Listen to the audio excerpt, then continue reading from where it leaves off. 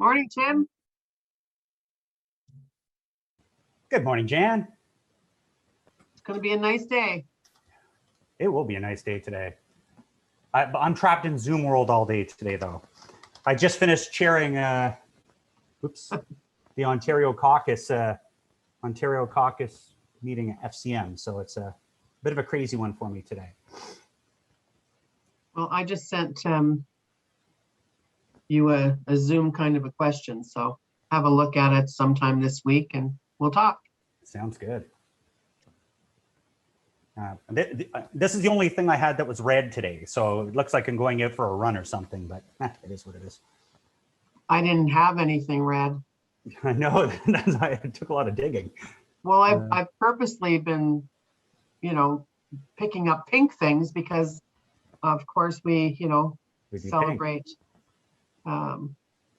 with that color quite a bit. So maybe I have a scarf. I'll be back in a minute. Oh, thanks, Cal, for sending me the notes this morning. I appreciate that. You're welcome. Bit of a crazy day today. So, and on that, the Bruce Timmerlin Award. I just don't know if Robin attached it, or is it in the chair's notes itself? Your notes for the speech, the Timerson speech. Okay, I can send it to you. It's not in the notes, I think, Timerson, but they sent me a copy as well. Oh, I got it. I'm just all over the map today. It's been I had to race through my last meeting I was chairing, so it's been a bit of a whirlwind today, but that's all good. Excellent. And from a agenda perspective, the Bruce Timerson. We're going to lead that off at the beginning, I assume? Yeah, we'll do the Timmermans Awards first before we get into the agenda.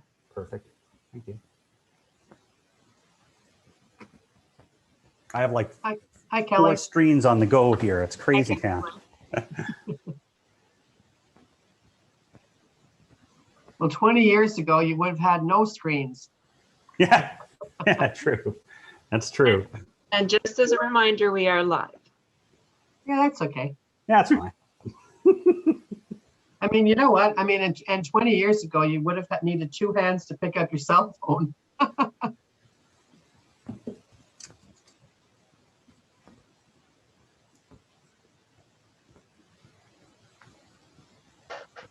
Good morning, Riley. Good morning, Tim. I'm waiting for you. I'm willing to pay about $1,000 now for a haircut, just for the record. A legal haircut. A new fundraiser. That's right.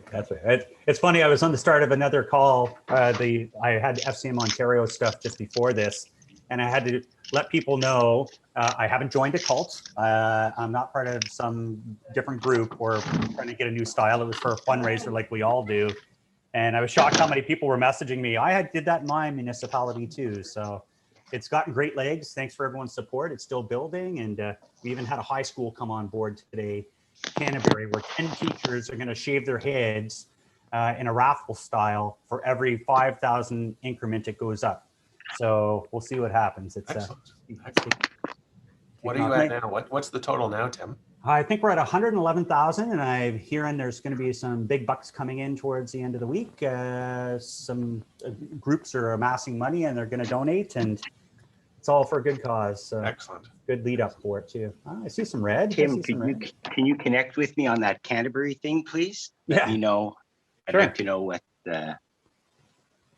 going on. Yeah, I'll rope you in. Good school for sure.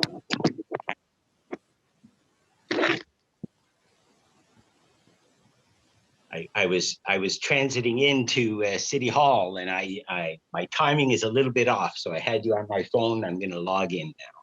Sounds good. You got a whole 45 seconds. Don't worry. Okay.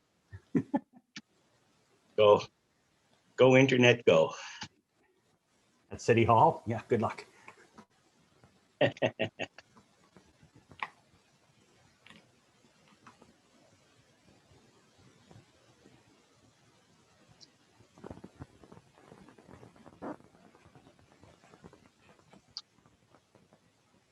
it's especially slow if you haven't been here for a couple of days. It's got to redo all the Settings. the libraries or the protocols, whatever.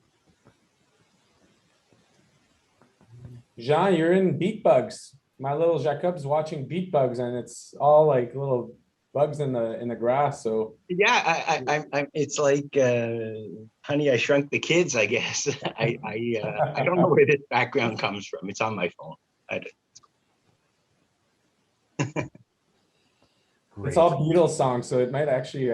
I love that little cartoon. Okay, Cal, I think we have enough people on board, and I'm just going to start at the beginning before we get into the agenda. First of all, June is Let's Bike Month. It's a time to celebrate Ottawa's cycling community and encourage people to try cycling and have a fun and healthy transportation option. June is also a good time to honor those who help us achieve the goals by increasing cycle modal share set out in the plan in 2013 in the TMP. As in years past, we recognize the efforts of those in Ottawa's cycling community through Bruce Timmerman's Award. This award was created by the City of Ottawa to recognize individuals and organizations that promote the benefits and virtues of cycling as a principal mode of transportation. The awards are named after Bruce Timmerman, who was a longtime cycling educator and advocate, an active member of the Ottawa Bike Club, and founding member of the Citizens for Safe Cycling. We recognize his outstanding contributions in the Ottawa cycling community through the awards by presenting here today. Also joining us this morning is Michael Timmerman, a nephew of Bruce Timmerman. Thank you for joining us, Michael. And this morning we are presenting the individual one organizational award. Oh, forgive me, I just had something beep.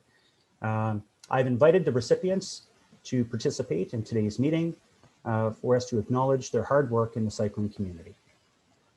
Our first award winner is Jeff Tindall. Jeff is an avid biker who commutes from Stittsville to Dow's Lake for work.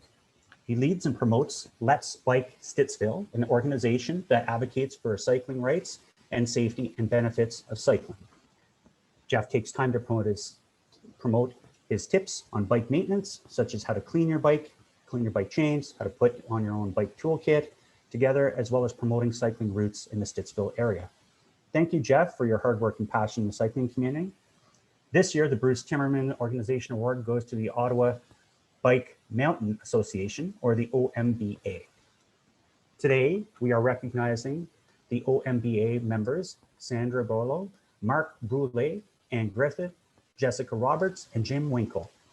And joining us from the OMBA, President Paul McLaughlin.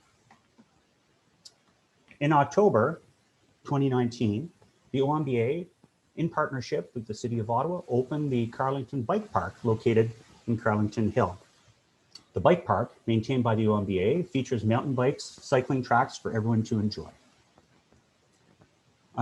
OMB also partners with Trips for Kids Ottawa to organize outdoor activities that help youth develop physical skills, gain knowledge and environment, and form positive relations with one another. Please help me congratulate both Jeff Tindall and Ottawa Mountain Bike Association for their hard work and dedication to grow the Ottawa cycling communities. And before I finish up here, the winners will receive their certificates and awards in the coming days, but I'd ask Councillor Glenn Gower to say a couple of words. Thank you, Chair. And I just wanted to say a big congratulations to Jeff. I am thrilled that a Stittsville resident is one of the recipients this year. I think it was 2 years ago that you started Let's Bike Stittsville. And I remember that first year you were helping residents in the community find a bike, learn how to tune up their bikes. You were bringing people over to your garage to help people get comfortable with cycling. And I know through your commute, you've shared the good, the bad, and sometimes the ugly on social media. And I've run into Jeff countless times on the trail in our local streets, and it's just great to see such an active advocate for cycling in our community, not just in Stittsville, but across Ottawa. And I can't think of anyone who'd be more deserving than you, Jeff. So congratulations, and hope to see you soon along the Trans-Canada Trail. Good job. Great, thank you, Councillor. Jeff, would you like to say a couple words? Yeah, thanks very much for the recognition. I'm quite humbled by it. I really didn't expect it. There's so many great people in Ottawa working really hard to promote active transportation and cycling. I don't know. I'm just at a loss for words. It's a great honor. So thank you very much. And if you can get on a bike, go out for a ride. It's a fantastic way to engage with your residents in your ward. And please promote and fund active cycling initiatives. Thanks. Great, thank you for that. And I'm looking on my Hollywood Squares here. I see Sandra is on here. Did you want to say a couple words on behalf of the OMBA? Sure. So first of all, a huge thank you on behalf of the Ottawa Mountain Bike Association. Our volunteers put thousands of hours every year into the Carleton Bike Park and other trails in the South March Highlands. So we really appreciate the recognition. We couldn't do it without the support of Parks and Recreation and also the local councillors. With the pandemic, we've seen such a huge increase in the number of cyclists in Ottawa, including mountain biking. So it just shows how much cycling is a keystone in everybody's health and well-being. So we just hope that we get future support from the City of Ottawa and other mountain bike projects and other bike parks throughout the city. So thanks again. We really appreciate it. Great, thank you. And thank you for coming out. Congratulations again. And thank you, Michael, for joining us today as well. It means a lot. And the legacy lives on, the great work of your family. So on that note, I'm going to go ahead and shift over to the less fun stuff, to the agenda. So at this point, I'm going to take a second and just give it a second for Kelly to make the necessary changes.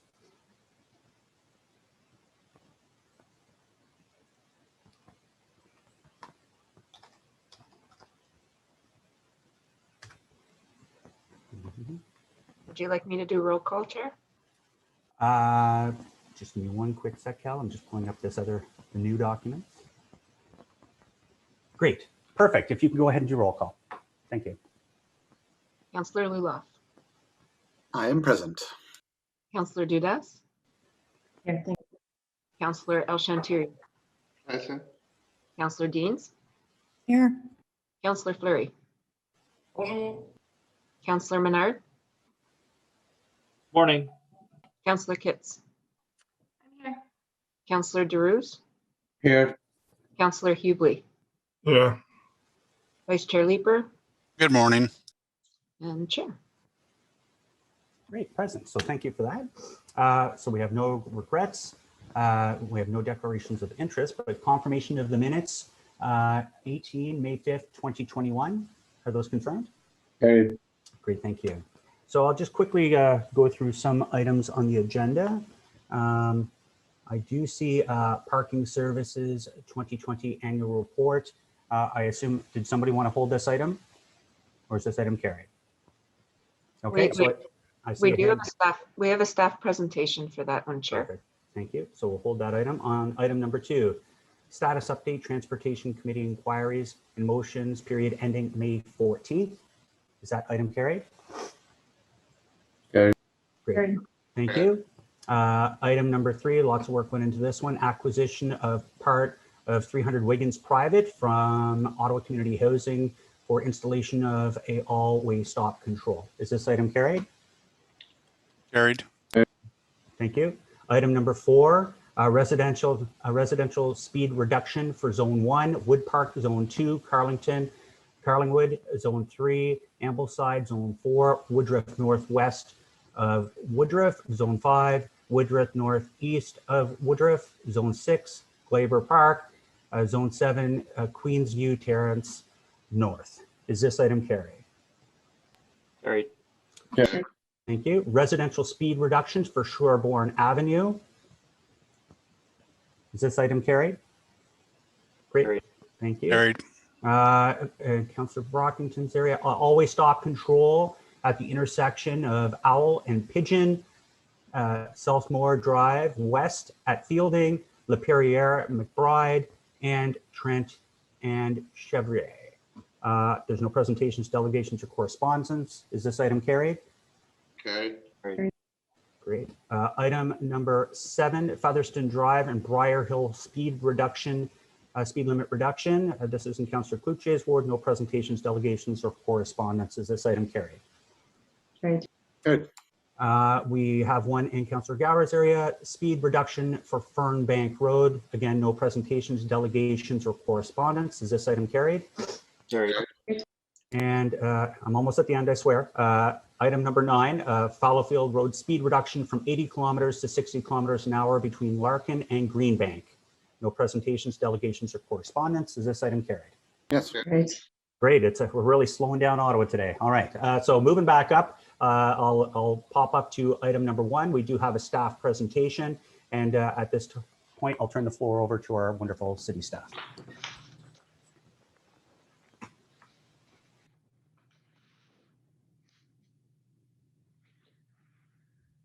Thank you for the time this morning, Chair. So we are tabling the 2020 annual report for parking services, which is an important part of our program and in implementing the municipal parking management strategy. Next slide, please, Kelly. So the annual report represents a key measure of transparency related to all aspects of the program. Parking Services has provided an annual report since 2020, following the original municipal parking management strategy. It identifies highlights and metrics from the year before, but now also includes a capital program plan, which will be a key focus of this presentation. Next slide, please. So in terms of highlights, this captures some of the key points. A lot of our focus last year was on the development of the public bike parking strategy, while we're also working through the pandemic situation from an operational perspective. In doing so, we were able to adapt and maintain our active communication with our various stakeholders, including through the Parking Stakeholder Consultation Group. Next slide, please. So in the annual report, we tracked 13 key performance indicators in alignment with our own performance measurement program.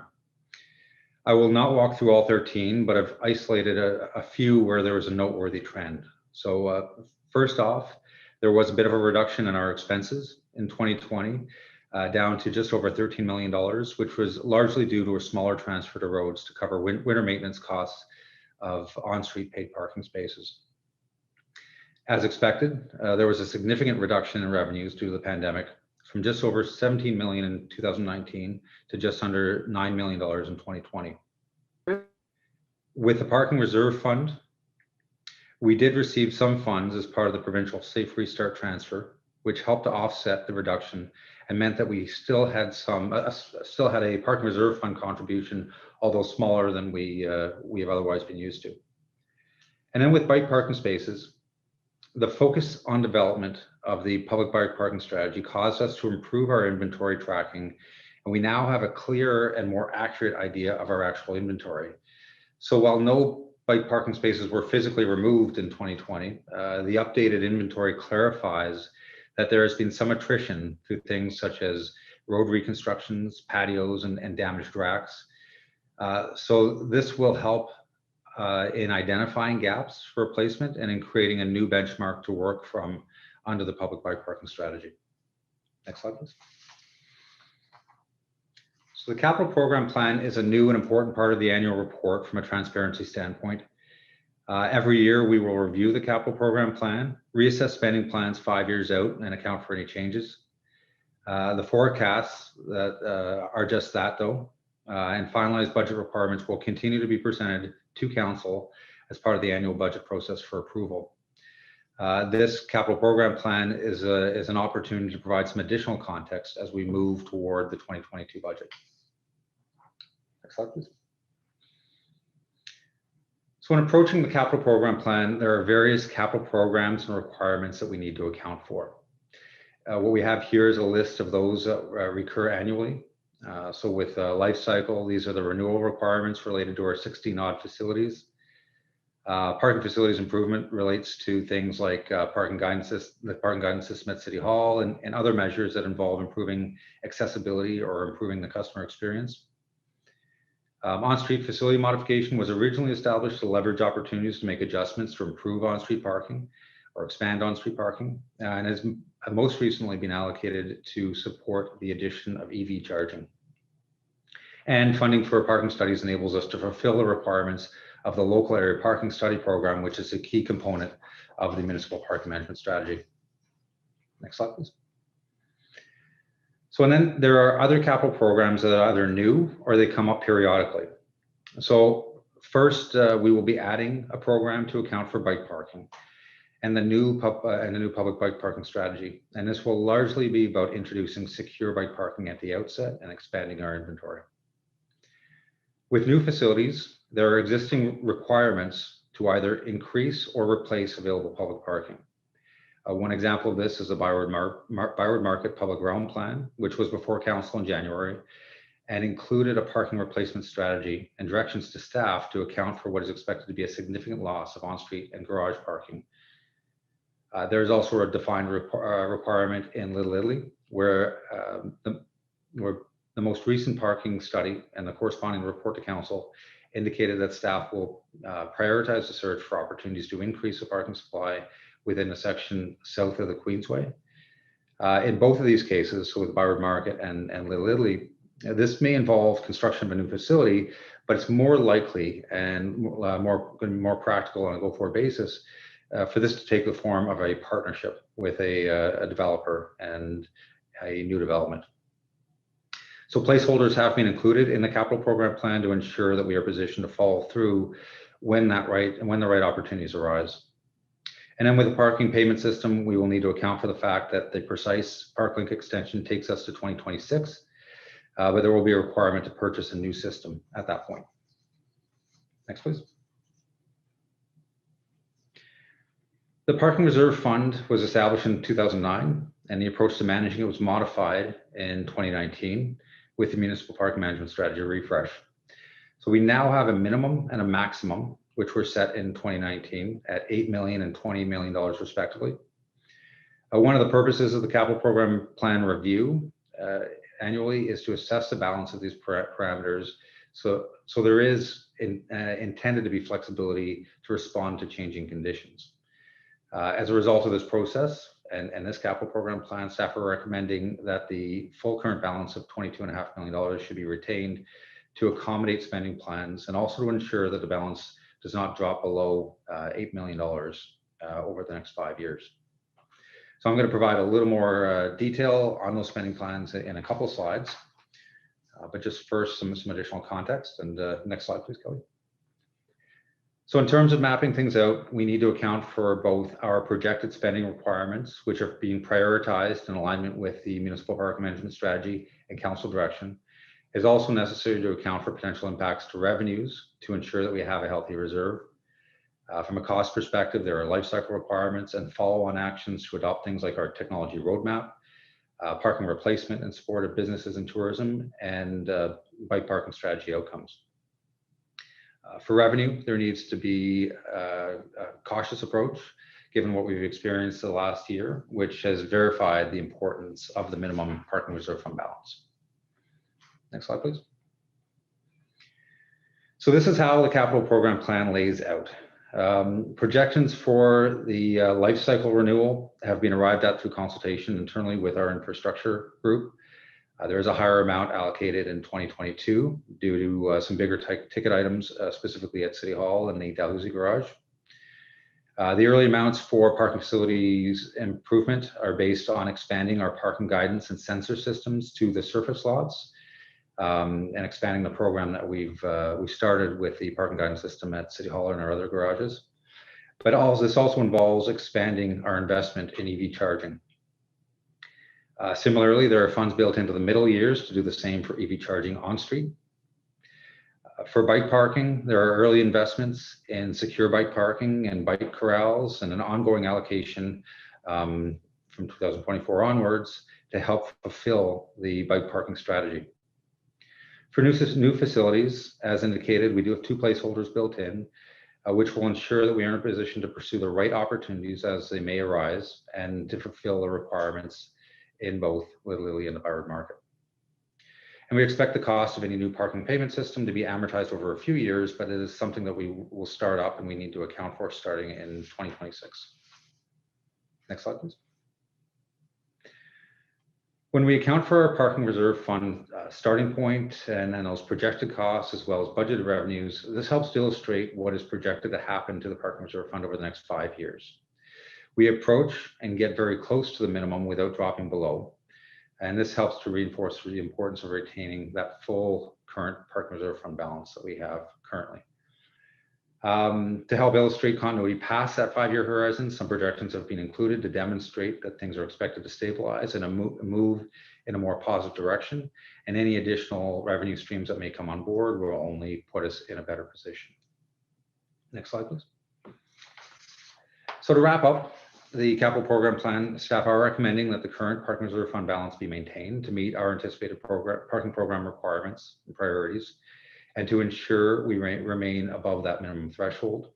And then just also included as part of the staff report, and I wanted to mention it here, that we will be recommending a change to the wording of one of our municipal parking management strategy objectives. When the strategy was tabled, the strategy update was tabled in 2019, we were asked to consider and consult on a change to the second objective. We did so through the parking stakeholder consultation group and have landed on some additional wording to account for the local community when considering short-term parking requirements that are otherwise in support of businesses, institutions, and tourism. And with that, I thank you again.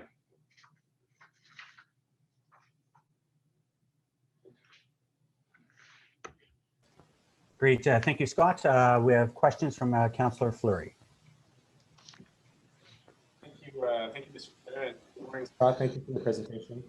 I have a few elements in the report that I'd love to just dive deeper on. So on page 4 of the report, there's a reference to Byward Garage and its future impacts. Could I ask that the text be amended, unless I'm wrong, that like you're talking about the city lots rather than the surface impact? So, or are you combining both? Like there was no reference to there is a potential shortfall to the removal of the central lot. Absolutely, but I think your team and Court's team are looking at partnerships to match or to establish a new structure. So I just was concerned with that, with what that paragraph said, because I think if you look at it literally, it's just a little unclear. So can you maybe clarify? Sure, absolutely, and I'll have to call the report to look at the exact reference, but the intent with the Byward Public Ground Plan and the corresponding parking replacement strategy is to account for the fact that over the next 5 to 10 years and then beyond that, there will be a reduction of, I believe it's 550 parking spaces between the on-street public parking and the spaces that are available at 70 clearance within the city garage. And the intent is to look for opportunities to replace those spaces to the tune of about 70% replacement rate. And that is what we are currently turning our focus towards, ensuring that we, at the very least, pursue those opportunities and identify any that have come up. Okay. Is it possible to rework that wording? Because it didn't say that from my perspective, and I'm quite aware of it. So just in time, how that reads, I'd love to see a bit of an amendment to that. Scott, you and I have been, and I appreciate the presentation. You talked about, obviously there is a shortfall to revenues in 2020. It's pretty obvious, but can you maybe extract what that value is and how it was, I'm going to use the word balance, how is balance for the year? Because obviously everyone understands that the revenue of either pay and display or our parking lots is significantly dropped this last year. Absolutely, Chair. The revenues in 2020 compared to previous years were about, when you look at the entirety of the year, we're about 50% what we are otherwise used to. So we did experience a significant revenue shortfall. We did see funding come from the province to help to offset those expenses, which helped to ensure that we were more on an even plane. We didn't have to dip into the parking reserve fund in order to offset those shortfalls. And then you said 50%. Do you have an amount, just so I was trying to find it? Yeah, so the amount was just over, compared to 2019 at least, the amount was just over $8 million, and the provincial transfer was in the amount of, I believe, $7.9 million. So. Okay. Thank you for that. Really exciting stuff with the bike parking, really exciting, tippy-toeing in the EV world. Can you maybe share with us what's the EV vision? Because we saw Hydro Ottawa going into that world and that interest, and I wonder if that's the approach. And I'm not sure how it all ties in together, because I'm not super aware of how the infrastructure gets to, say, a charging station. But I would understand, my interpretation would be that as we reduce main streets, that those are unique opportunities to ensure those are in place. Can you maybe give us kind of where the policy is going and where the practice is going in that front? Absolutely. So, Chair, I'll start just quickly with our off-street facilities, our garages, and our surface lots. So we currently have EV charging stations in place within 4 of our facilities. And we will, part of our capital program plan, we do have some funding set aside to consider where it's justified and where the demand supports it to expand that EV charging and expand our scope there. The new frontier, if you will, is with the on-street and introducing and providing EV charging on-street. And the city is in the process right now of finalizing an agreement with Envari. And there was a federal grant that was awarded last year, I believe. So that we're finalizing locations and all the details, but we're looking at 13 on-street EV charging locations, 2 chargers per location, so 26 chargers to start to be installed towards the end of this year. That's what's anticipated, at least. And then from that point forward, again, I believe it'll be a similar approach to our facilities, is that as the demand justifies it, we'll be setting aside some funding to at least open ourselves up to the possibility to expand that on a go-forward basis. Thanks, Scott. Mr. Chair, I have one final question, but on that front, would it be possible at the right time this year to get a report to committee or a presentation to committee on the Enviri/surface lot on-street pilot? I think that's a great way to just learn more about it. I'm excited about it, but I'd love to just learn more. So I wonder, Mr. Chair, if that would be possible. Yeah, I'm looking at staff and workload, but I don't see an issue, at least by way of memo at a minimum, but a presentation certainly would be good. It is quite exciting. I'm just looking around the Hollywood squares here. I don't see anybody saying, no, don't do it. So Scott, maybe we can just take that as advisement. Absolutely. We will work with Planning and Infrastructure Economic Development to follow through. Great, thank you for that. Thank you. And my final question is on pay and display. So last year we were in a conversation with the agreement that we had with the operator. Obviously, challenging year, so hopefully it gets back on track. Can you maybe give us some insights and tools that we have? I know we've talked about this in the past, where high demand, high price, low demand, low price on surface. Do we have real-time ability to shift the funds? Because as COVID happened, right, and our businesses closed, then areas that had pay and display, unfortunately, continued to get some bylaw enforcement, which triggered kind of the pressure points. You and I have interacted with our BIs on that front for a number of months on this. So can you maybe give us some insights on the tools that we have within our powers to, say, reduce the pay and display price when demand is really low, such as when the pandemic happened? Absolutely. So, Chair, we do have rate setting guidelines, which were approved as part of the Municipal Park Management Strategy 2019, and that does give us the mechanism to assess demand and adjust demand. We haven't had the opportunity to implement that because soon after that strategy refresh being passed, we found ourselves in the pandemic. So we are looking forward to moving forward with that, and the equipment does give us the opportunity to change rates. And intent is to conduct these reviews on a twice-a-year basis and make those rate adjustments kind of in alignment with what other cities are doing in best practices. So we would have had the technology to shift it in real time within the policy. Is that, or do you need additional policy or committee decision on that? Chair, we do have the ability, we do have the authority to adjust rates in alignment, like I said, with those rate setting guidelines and with the various criteria that have been set out. Below a certain threshold, we reduce; above a certain threshold, we increase.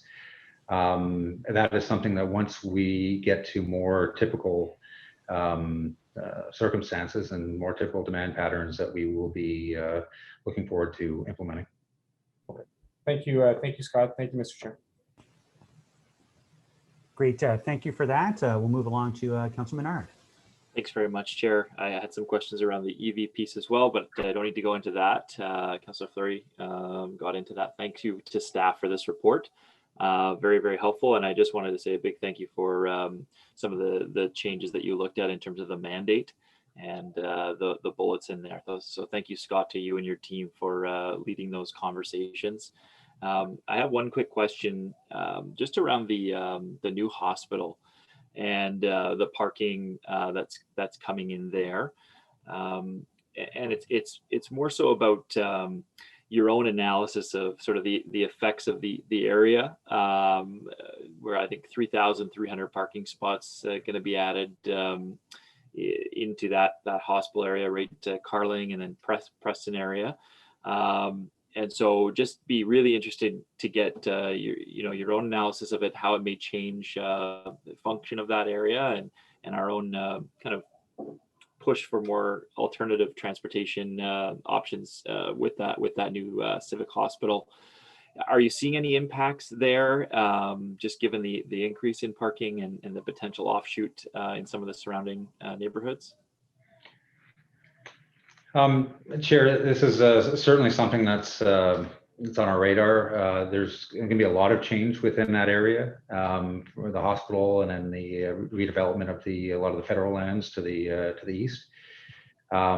So it is, like I said, certainly on our radar. We are engaged with we have been engaged in different discussions with the hospital group, and it's a little early to see any tangible impacts of that development.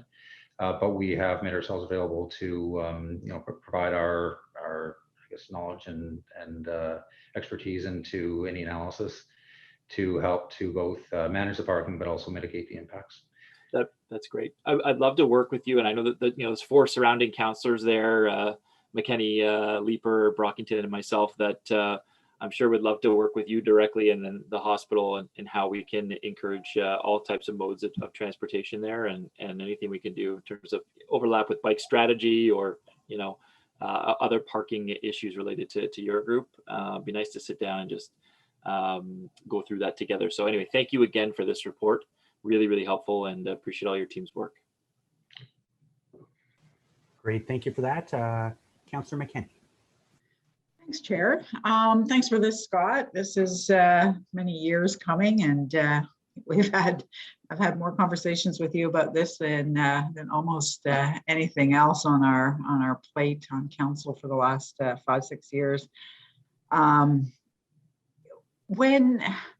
think when we think about parking revenue and we've expanded, and I think this is something that total kudos to staff, like kind of expanded the way we think about parking and what that means, and bringing people down to main streets to shop at local businesses. We also think about parking ourselves on benches and bike parking, and we've really thought on a wider scope what that means, and so I'm encouraged by where we're headed with this, and thank you for the report. I guess that the one question I have, and I've never I'm never sure why it doesn't contribute to this type of investment, and maybe it does. So we've got, say, Carling Avenue, where we're right now, the four of us who border on Carling are trying desperately to find a few $1,000s just to put a temporary bike lane that's meant to go there on Carling for safe cycling infrastructure. And I think we're looking for like $12,000 or something. Other things like widening sidewalks, during the pandemic, I can't afford to because I have, 7 main streets in my ward, and there's no way that I could possibly spend $7,000, $8,000 on each one of them every year. That would be my entire office budget. So with the parking revenue and the parking reserve, we have an excess in that reserve. Could we not use that? Could that not be a reserve that we tap into? Perhaps it would mean, bringing a motion to council, but is that not a reserve that we could tap into for some of these uses that are for, safe pedestrian access and safe cycling temporary infrastructure? So, Chair, unfortunately, we are constrained by the Municipal Act. Parking fee revenues as a user fee, the requirement is that they be spent on parking. I guess to simplify it. So our test when determining whether we can spend parking fee revenues is first it has to align with the municipal park management strategy, and there has to be a reasonable connection to parking. So we went through a fairly, I would say, an exhaustive effort with the parking management strategy refresh in 2019 to broaden that net as far as we could, right, and expand our funding for things like bike parking, right. Whereas we were just in paid areas before, now we've increased our ability to spend it in different areas, right, paid or otherwise. So we do have that limitation, which does exclude the spending of parking fee revenues on projects similar to the ones you're referencing. No, and I appreciate the constraints that you're under. So perhaps it's finding a way to get changes to the municipal act so that, we're talking about building more parking structures and not using it for things that are more sustainable and safer and, get people around in different ways. So, okay, I appreciate that. I just thought I would ask out loud. Thanks, Scott. Thanks, Chair. Hey, great. Thanks, Catherine. And that's all the questions I see. I want to thank Scott. The fact that we only had a few questions shows how much work in advance you've done to really brief all of our council colleagues. So I want to thank you for that. So on that report, is that report received? Received. Received. Thank you very much for that. We have no notices of motion, no inquiries, no other business. So the next meeting will take place August 4th, 2021. Get your red shirts on and enjoy the nice warm day today. Thank you, everyone. Thank you, Chair.